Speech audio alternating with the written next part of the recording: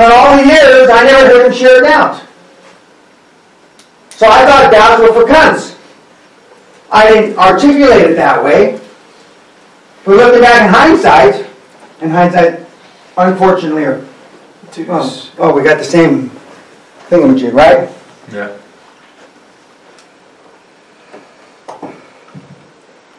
Okay. Doubts.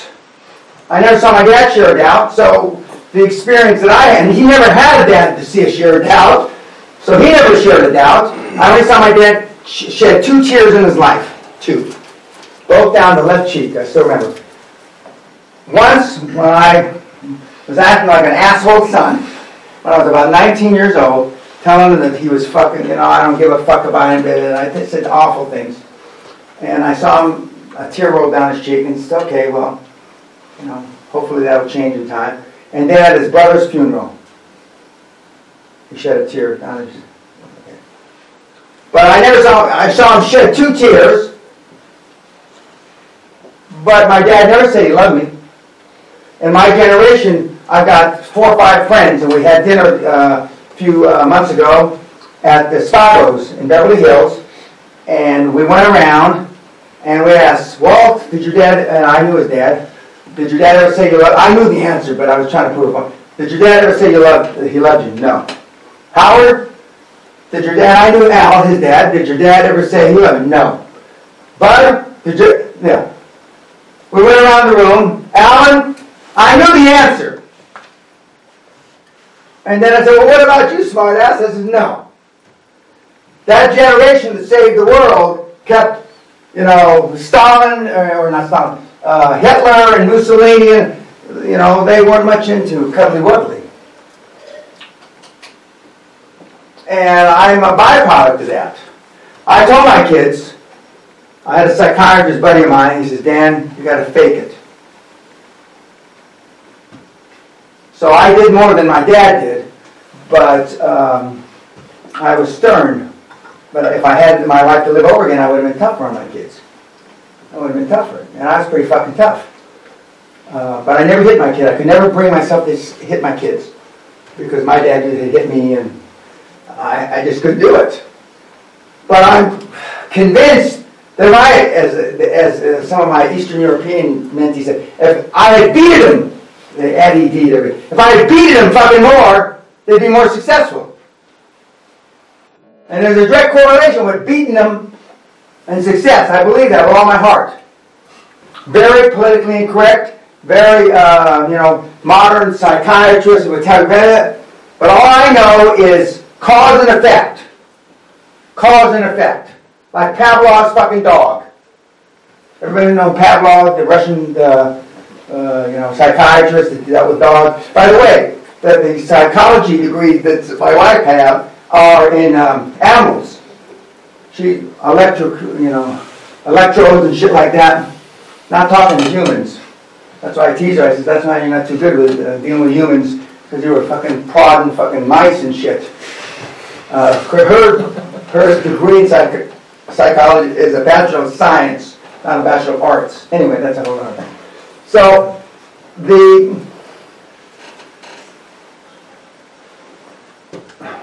the thing that you were trained to do is, partially the reason that you're here, or I should say the things that you weren't trained to do are partially the reason you're here.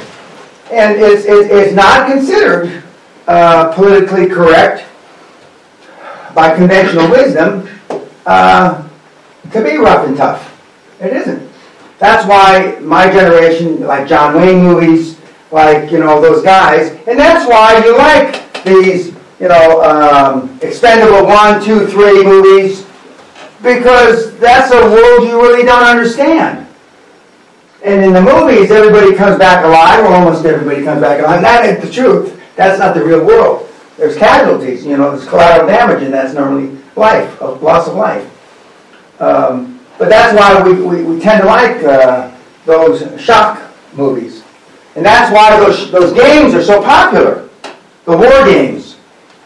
And these guys that are doing these bad things to the people in the world that study these war games, combat games, that's why they're so popular. maybe if those kids had been beaten, as my Eastern Europeans would say, they wouldn't be so enthralled in those kind of activities.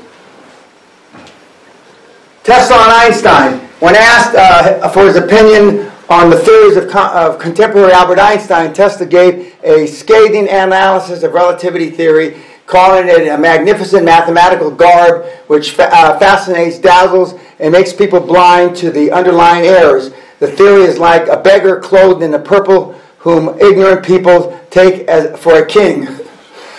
Tesla's own theorem went unpublished, yet the inventions displayed a beautiful simplicity that reflected the natural order. My explanation of natural phenomena are not so involved as his. They are simpler and will throw light on many puzzling phenomena of the cosmos.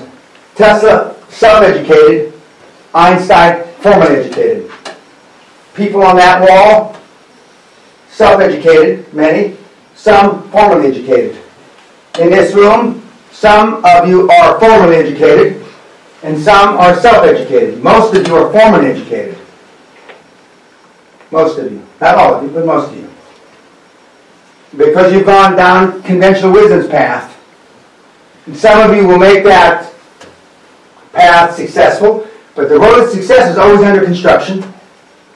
And you remember the road, guilt, pessimist, that little sketch.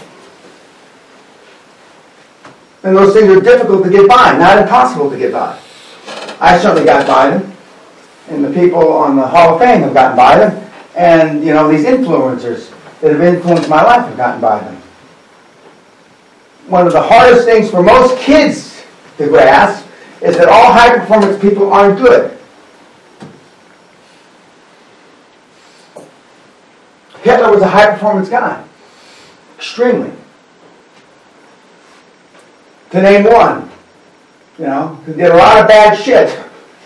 But he was a high-performance guy. And once you get over that hump of that, you'll look at high performance in a different way. And the reason why you relate to a lot of the other success coaches, which I'm not like them, or I don't know what a life coach is. I don't know what the fuck that means. But the life coaches and the... I'm the only person I know that calls myself... I'm a high-performance coach. I don't... You know, other than athletic coaches, I don't know anybody else that calls themselves that. But the biggest difference between my regimen and their regimen is that I say, do whatever it takes, and the ends justify the means. As long as it's legal, moral, and ethical. But whatever it takes. And the other guys, saying a couple, don't say that. Because they're concerned that I'm going to hurt your feelings. And I can hurt your feelings and it still be moral, ethical, and honest. And you don't know how to differentiate that yet. I can hurt your feelings and it can still be moral, ethical, and honest. That's a really important concept, guys, so meatheads don't look like you just saw a fucking ghost. I can hurt your feelings and it's still moral, ethical, and honest. You will not get through QLA without hurting somebody's fucking feelings. I'll put it another way, meatheads. In fact, I can fucking guarantee you're going to hurt people's feelings. Now I see a little sparkle in your fucking eyes. There's no fucking way. But you're not going to be doing it on purpose. Their fucking sensitivity is not your fucking problem. I'll put it another way. You're not being Adolf Hitler fucking killing Jews. You're not Mao Zedong killing 200 million people. You're not Stalin killing God knows how many. You're not fucking Idi Amin. All high-performance dudes. The world's sensitivity is not your fucking problem. Remember that. Write that fucking down. As long as it's moral, ethical, and legal. Life's a motherfucker out there. It's hard. And for you to delude yourself, and more importantly, for those of you that got children, and so far I don't see any sparkling parents in this fucking room, you're doing your kids a disservice. Because that's a motherfucker. The tough survive. And if somebody had talked to you this way, you might not be sitting here. Tomorrow, when we're not on camera, I'll tell you about why I'm so honest and what I had to go through. Not a pretty picture, but I will describe, but I don't want it to be memorialized for time eternal. My parents deserve better than that. Right, Mom? Mom, what do you think? What do you think about this crowd, huh? Pretty fucking sorry.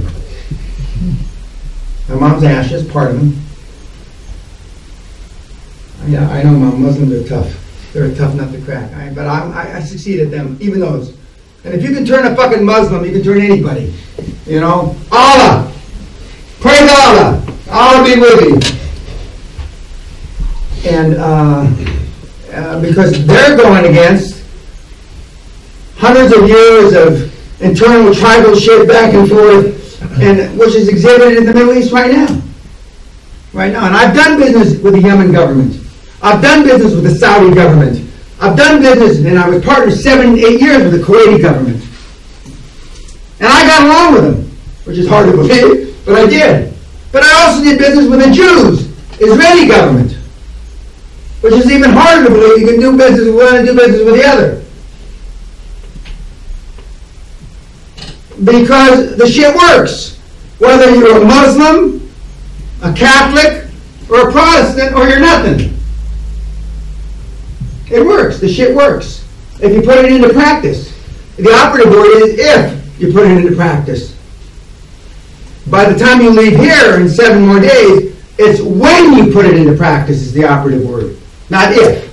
Because until you got here, it was if. If I'da. But now it's when. When you put it into practice.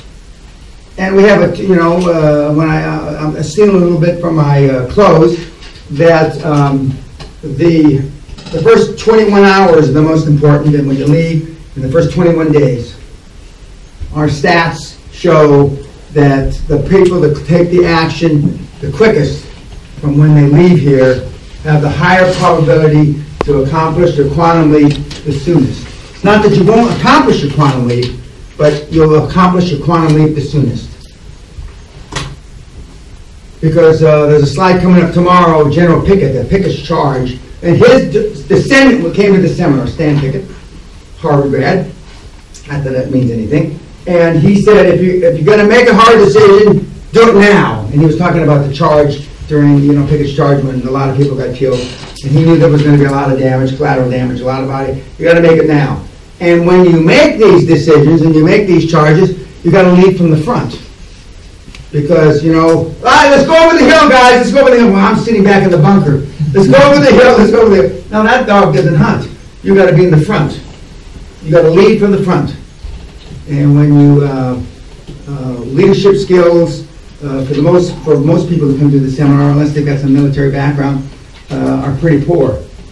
But part of QLA is military, and so we practice. And your dream team, anchor, chairman, and mentor, you'll get the job done. Okay, YouTubers, see you tomorrow. Thank you.